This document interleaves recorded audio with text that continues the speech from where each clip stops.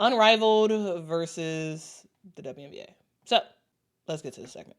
Also, guys, if y'all are enjoying the stream so far, if y'all could, please do me a huge favor and hit that like button. It really does help the channel out a whole lot. Really, really does. Thank you for your support of the channel. I like to cover a variety of topics, and I'm excited to move on to this next topic because it's something I want to talk about, and I want to get you all's thoughts about it. So, imagine this, guys. Imagine a brand new startup league comes to you early with a pitch. It's novel, probably a little disruptive to the sport, and they are coming to you with an ambitious goal, getting the top players in women's basketball to participate, the top players in your league to participate. And they're offering you a chance to get in on the ground floor. You pass. You say no. You're like, seems novel, seems interesting, but we don't know. We don't know how successful that's going to be. So you don't buy in. And now that league is your competitor. And those same stars that are your stars are lighting it up for that other league. And they're coming back to you saying, hey, this is what this league has. Give us more. Give us more money. Give us more player amenities. Give us a better schedule. That's the position that the WNBA finds themselves in with Unrivaled. Unrivaled, guys, continues to stay in the news. And with startups, that's what happens. You always are trying to figure out some way to stay in the news, right? They just announced their Series B investment round that closed at a $340 million valuation. Kind of let that number sink in, right? This is a league that launched less than 2 years ago, right? This is a league that just had their first season in 2025, January, right? They had 36 players, a tiny Miami arena that just sat about 850 fans. But they had a vision that surrounded a backdrop of elite players. And it was something that sounded too good. You're going to play for just a couple months. You're going to have the best of the best. You're going to have a small arena, and it's going to grow. It's going to be big. It's probably too good to be true, right? Now, well, the valuation has jumped a huge amount in less than a year. This latest round that just ended was led by Bessemer Venture Partners, a tech fund.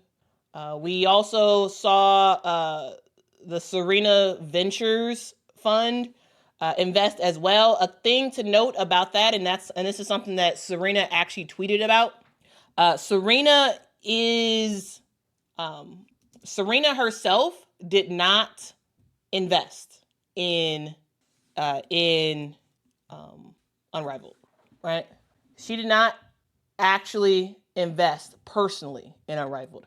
Her venture fund, Serena Ventures, did invest in Unrivaled. So Serena, as an individual, did not invest, but her company, that is run and managed by someone else, invested in Unrivaled. So that's something to note there. All right. We also saw Warner Brothers Discovery invest. Alex Morgan's Tribe Ventures, Trey Young, lots of other people and organizations have invested into Unrivaled. Not to mention, we've already seen Don Staley, Gino Auriemma, Giannis, Coco Gauff. Like, we've seen Michael Phelps. We've seen other big name players and coaches announced that they were investing a good while ago, right? This is big time capital with big time credibility behind those names. So what makes Unrivaled different? Well, at its core, Unrivaled is a 3-on-3 league, full court 3-on-3 league built around player empowerment, really. The salaries are the highest in women's American team sports history. Last year, players on average earned $220,000, with a good amount of them making significantly more than that. And what they'd pull off across The couple of months that Unrivaled had their season was hugely successful, right? And they made more money in less time. $220,000 on average. That's several years of WNBA contracts put together, right? So, yeah. It's full court because you're going back and forth. Normal 3-on-3 is half court. This is a full court game on a smaller court. But it is full court, though. The game itself is full court. It's just that the court is smaller. So does that make sense? Real 3-on-3, FIBA 3-on-3 is half court only, where you have to take you have to go past the 3-point line to, clear it and whatnot. This is full court basketball that is on a condensed court. So you have a season where players get paid way more. A good amount of the players get paid way more than 2, maybe even 3 seasons of the WNBA combined. Plus, inaugural players got equity in the league, right? These players are not just athletes. They are owners. They are shareholders. They are stakeholders. The ethos is simple. Hey, if the league grows, so do the players' pockets. And that's exactly what's happening. Year 1 brought in $30 million in revenue, double what they projected. And the league nearly broke even. Year 2, they're projecting to make a profit, which is rare for a startup. Very, very rare for a startup to make a profit in year 2. They have a TNT deal. They got lots of sponsors like Sephora, Ally, Under Armour, right? It's all working. It's all working. But here's the thing, though, guys. Here's the part that kind of stings a little bit. Unrivaled did not want to do this alone. They went to the WNBA early, and Alex Basil, Nafisa's husband and also president of Unrivaled, he said this, quote, "We went to the WNBA early. Number 1, told them about it, and we're certainly open to a partnership in terms of equity and ownership. It's really to draw the comparison, like what's going on with golf, TGL and PGA. That's how we looked at it and approached it. We would be the majority investors in control, but they still have upside and skin in the game with women's basketball year round. They chose not to do that." And guys, I gotta say, looking at it in hindsight, it's kind of a jaw dropper, but also not surprising. The WNBA and NBA, I should say, had a chance to have a share in Unrivaled, have a stake in the game, have a stake in what is now valued at $340 million enterprise. Instead, they passed, and now Unrivaled isn't just another league. It is a competitor of the WNBA. And Unrivaled is a thing that is giving players leverage over the league. Right now, the WNBA is knee-deep in conversations about the CBA. This is a league that just has a lot of stuff going on, right? The players are asking for more. They're asking for revenue sharing. They're asking for roster expansions. They're asking for higher salaries, better benefits, better amenities. And they have Unrivaled to look at and say, well, they're doing it. Why don't you do it? Paige Becker signed a deal with Unrivaled that's paying her more than her rookie contract in the WNBA. The full rookie contract in 1 year with Unrivaled. Think about what that does in the negotiation room.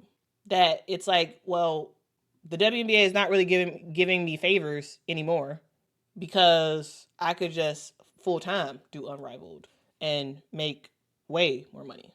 Yeah. Interesting. There is something afoot. Guys. And we have some breaking news at the end of the stream. Okay, breaking news. All right. So yeah, just think about what this does. Like this is not a theoretical comparison that like, oh, we can go somewhere else in America and make more money and do all this stuff, and WNBA, we don't need you. Like, that was a theoretical thing because, yeah, there was other options, but they were overseas. Now you have Unrivaled in America. The players literally can point across the table and say, hey, well, Nafisa and Breanna Stewart's league is paying us more. They're giving us equity. They're believing in us financially to make them successful. Why aren't you? Why can't you? This is sort of like the big picture of this all is like, this is like the mountain that you didn't see coming. In one hand, Unrivaled is not trying to be the WNBA at all. This is not 5-on-5. It's not a full traditional season, right? It's not even a traveling league. All the games are happening in one spot. But it is taking market share. It is drawing stars, the same stars that play in the WNBA, and the same stars who could get injured in Unrivaled and not play in the WNBA. Think Nigel Hamilton. The WNBA is getting forced to answer some questions that they did not necessarily want to face, right? It's not like Live Golf and the PGA, but like it could be kind of similar. A disruptor shows up, has more money to throw at players, more flexibility, ownership stuff is more flexible, and suddenly the established league looks kind of rigid, looks kind of possibly outdated. So here's the question, guys. Did the WNBA miss a generational opportunity by passing on Unrivaled, or was this always destined to be a competitor for the league, whether they got in or not? Because right now, the WNBA is facing its toughest labor fight ever, with a possibility of the CBA not getting finalized by the end of October. Unrivaled has raised hundreds of millions of dollars already and is on the way to become profitable. And the players, well, they have the power of comparison. Because comparison can be really interesting at times, right? You know the phrase, comparison is a thief of joy? In this case, comparison might end up with the WNBA having to shell out way more money than they wanted. There's power in comparison. It's not just leverage, it's pressure. And it's pressure the WNBA cannot afford to ignore anymore. So, it's great that we had this segment about Unrivaled because we have some new news that just came down the pike about Unrivaled. Now, Unrivaled last year was a 6-team league, right? And I want to announce to you guys that Unrivaled has done some expanding, right? This is a league that is continuing to grow. And let's talk about it, okay? Last year, Unrivaled had 6 teams, right? Had Team Rose, had the Lunar Isles, Vinyl, Phantom, the Mist, and Laces. And this year, as of this morning, Unrivaled has just announced 2 new teams. And so we're getting some breaking news on this stream. And so hopefully y'all are enjoying that because that's not something that we can always do where literally news is happening as we are doing the stream. And maybe it's a blessing in disguise I had to do the stream late because I do want to talk about the 2 new teams that were announced for Unrivaled, and they are called Hive and Breeze. All right, so we got 2 new teams in the Unrivaled ecosystem. You can see all the teams here. So now it's a total of 8 teams in Unrivaled. So that means we're going to have way more players in Unrivaled. It's like the ecosystem of Unrivaled is just continuing to grow. They just posted this 27 minutes ago. 8 clubs, 1 vision. This is basketball reimagined. Reimagined, all right. I love to see it. So shout out to Unrivaled and what they're doing. They're putting so much pressure on the WNBA. So much pressure to the point that, like, seriously, you can't tell me that they, as in the WNBA, are not thinking like, man, I wish we would have invested. I wish we would have, because then you would have had at least some sort of say in Unrivaled. Now, on the negotiation table, in leadership, You got Nafisa Collier, Brianna Stewart for the CBA. And they're leading the WNBA's number one competitor right now, Unrivaled. It's interesting times. It is interesting times. And sometimes it's like hindsight is 2020. You look at stuff in hindsight and you're like, oh man, I wish I would have thought about this. I didn't think this would be this big, but it is. So how are you going to react now? That's the question. Oh, LL Cool Nate, thank you so much for the super chat. I'm so sorry. I did not see that super chat earlier. I really do appreciate it. It says, for Erica Wheeler, a baller. Yeah, Erica Wheeler is a straight up baller. Straight up. JN, thank you so much for the super chat. Says, in response to the earlier Angel segment, Jeff called out Angel. Angel responded with her play, and the Sky are terrible without her. Shaking my head. I mean, well, all true. Yeah. Yeah, he did call her out earlier in the season. I did talk about that when it happened. And she did up her play after that. And when Angel has not played with this team, they are horrible. Now, yes. Are the Sky still bad with Angel? Yes, because they're not a great team. It's not the best. It's not necessarily the right personnel for what it seems like Angel's trying to do now, which is sort of be like a point forward. Like this, like you gotta. I mean, look at AT. If that's what Angel is going to be, is a point forward, you need shooters. And the Sky don't really have that. Not really. And so, yeah, they're not good. They're better, significantly better with her, 100%.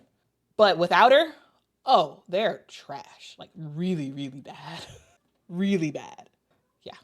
Anyway, JN also says, thanks so much for super chat. Says, Unrivaled is such a fun watch. It is a very fun watch.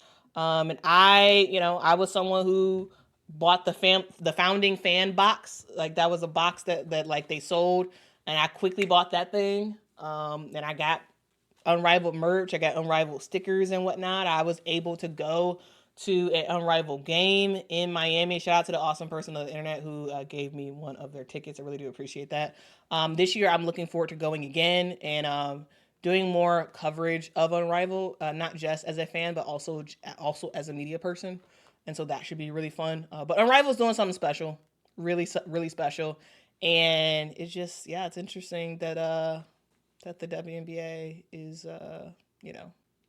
they declined to invest. Hindsight is 2020 for sure. Alyssa says she's not trying to be a point forward. She had to because there are no point guard on the team other than Sloot. I gotta say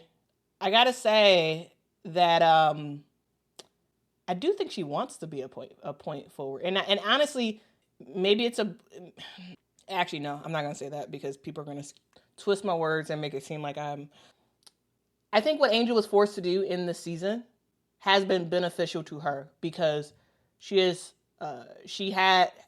had to be more of a point forward, and she's shown that she's really good at it, and it shows what the possibility is if they choose to do something like that. Michael says, you don't really know what you're talking about. Fee and Stewie have a serious conflict of interest. They should not be involved in CBA talk. When did I say that they didn't have a serious conflict of interest, Michael? I guess I don't know what I'm talking about. I don't know. I guess I don't.